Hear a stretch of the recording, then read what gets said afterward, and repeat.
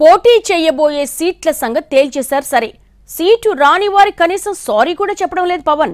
ఇన్నాళ్లు జెండా మోసిన తమను పక్కన పెట్టేయడంపై గ్లాస్ పార్టీ శ్రేణులు గుర్రుగా ఉన్నాయి. అవసరమైతే ఇంట్లో కూర్చుంటాం తప్ప కూటమికి సహకరించే పరిస్థితి లేదంటున్నారు జన సైనికులు. తణుకు నియోజకవర్గంలో కూటమి సిచ్యువేషన్ పై ప్రత్యేక కథనం. పశ్చిమ గోదావరి జిల్లాలో రాజకీయ చైతన్యం ఉన్న నియోజకవర్గం తణుకు. 2018లో ఇక్కడి నుంచి జనసేన తరఫున పోటీ చేసిన అభ్యర్థికి 30,000 ఓట్లు దక్కాయి. ఓటమి తర్వాత అభ్యర్థి పత్తా లేకుండా పోయారు.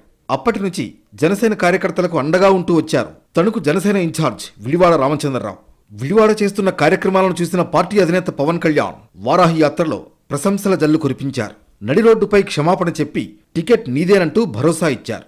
అయితే పొత్తులు కుదరడంతో సీటు కాస్త టీడీపీ ఖాతాలో చేరింది. దీంతో టీడీపీ అభ్యర్థి అరిమిలి రాధాకృష్ణ ప్రచార జోరు పెంచారు. విడివాడ లేకుండా కూటమి అభ్యర్థి ప్రచారం చేస్తున్నా పార్టీ పెద్దలు స్పందించకపోవడంతో కూటమి పార్టీల మధ్య మరింత దూరం పెరిగినట్లు తెలుస్తోంది.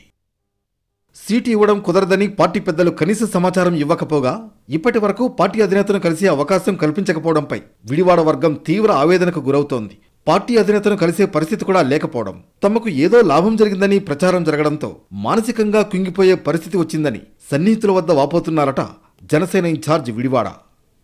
ఏళ్ల తరబడి పార్టీ జెండా మోసిన తణుకు ఇన్ఛార్జ్ విడివాడను హైకమాండ్ పట్టించుకోకపోవడంపై జన సైనికుల్లో ఆగ్రహావేశాలు వ్యక్తమవుతున్నాయి. ఉంటే పోటీలో ఉంటాం, లేదంటే ఇంట్లో కూర్చుంటాం తప్ప పక్క పార్టీతో కలిసి పనిచేసేది లేదంటున్నారు.